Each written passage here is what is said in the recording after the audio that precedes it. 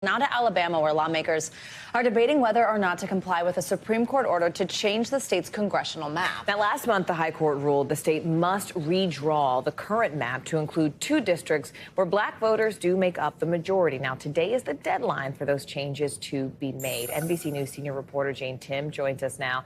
Jane, if you can, just first walk us through what changes the Supreme Court actually wants to see for this map. Yeah, so the Supreme Court affirmed a lower court order which said 2 majority black districts or something quite close to it. Direct quote.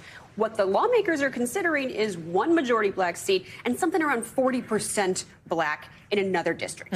Not something quite close to it. They argue this is an opportunity for black voters to represent the representative of their choice.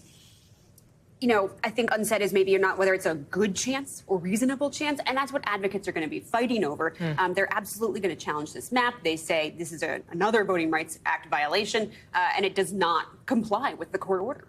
Jane, what does this potentially mean for other states who are going through something similar? Anything? Are they watching this closely? Yeah, you know, I'm looking at half a dozen states that are still going through redistricting court battles and could have some major implications for the control of Congress.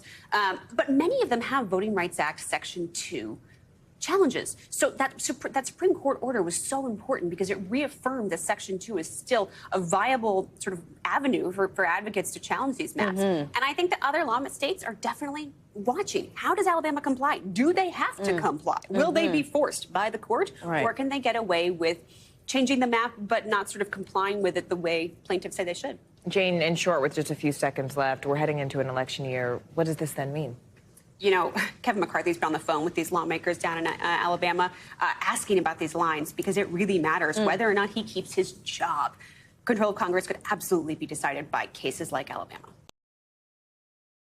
Thanks for watching our YouTube channel. Follow today's top stories and breaking news by downloading the NBC News app.